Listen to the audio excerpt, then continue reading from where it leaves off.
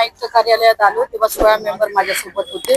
नंतर समोरची पार्टी हायकोर्टात गेली, हायकोर्टाने आदेश दिला आणि आज दोन्ही पक्षाची म्हणजे दोन्हीकडच्या पार्टीची हिअरिंग या ठिकाणी ठेवली होती आणि जसे ऍज इट इज होते तसे 16 मेंबर माझे आज देखील या ठिकाणी आयुक्त कार्यालयात आले होते आणि त्यांनी आपली पेशी या ठिकाणी दिली.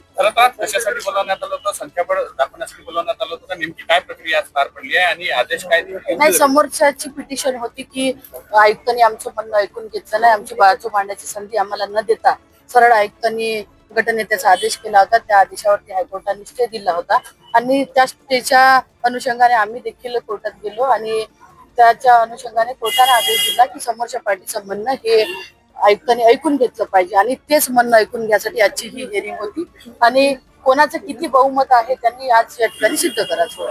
आज नेमकं हिअरिंग झाली की ओळख पर्यंत झाली आणि त्याचा एकही नगरसेवक नव्हता, फक्त राजेश दूर आले.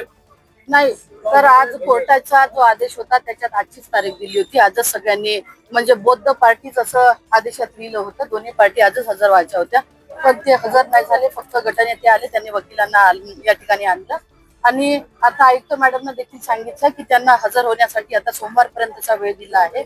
मी सोमवारपर्यंतचे त्यांचं म्हणणं ऐकेल, नाही तर मी सरळ आदेश करेल असं ऐकलं. पण आता जे संख्या आलेला नाही, नगरसेवक आलेली त्या अर्थी संख्याबळ नाही हे आज सिद्ध होतंय. कदाचित संख्याबळ नसल म्हणून या ठिकाणी आले नाही, पण शेवटी सगळे मेंबर तिकडे असणारे मेंबर इकडे असणारे मेंबर हे भारतीय राष्ट्रीय काँग्रेस पक्षाचेच आहे. पण शेवटी मॅडमनं सांगितलं कोण्या गटाकडे किती आहेत संख्याबळ तुम्ही या ठिकाणी दाखवा. त्याच्यामुळे माझ्याकडे जे 16 मेंबर होते ते या ठिकाणी आले, तसं त्यांनी देखील यावं, या ठिकाणी ओळख परेड या ठिकाणी करावी. शेवटी जो अंतिम निर्णय आहे तो आयुक्त मॅडम आपल्या लेवलवरती देईल. निर्णय व्हावा अशी इच्छा आहे. सोमवारपर्यंत त्यांना हजर होण्यासाठी वेळ सोमवारपर्यंत दिला आहे. त्याच्यानंतर जो काही आदेश करायचा आहे तो अंतिम निर्णय हा आयुक्त मॅडमचा आहे. ते सध्या जे संख्याबळ एकूण काँग्रेसकडे असलेले नगरसेवक आणि आपलं असलेलं संख्याबळ बघता आपला पूर्ण दावा कन्फर्म समजायचा असतो. संख्याबळ आणि आपल्या नगरसेवकाचा विषय नाही. भारतीय राष्ट्रीय काँग्रेस पक्ष आणि पंजाबवरती निवडून आलेले 27 मेंबर हे आमचेच आहे.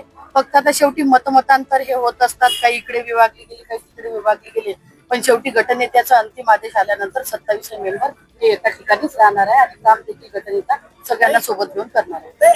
आज किती 16 होते की 17 होते? आज 16 मेंबर माझे या ठिकाणी होते, त्यांचे कुठलेही मेंबर या ठिकाणी आले नाही, पण त्यांना देखील संधी आयुक्त मॅडमने दिली आहे.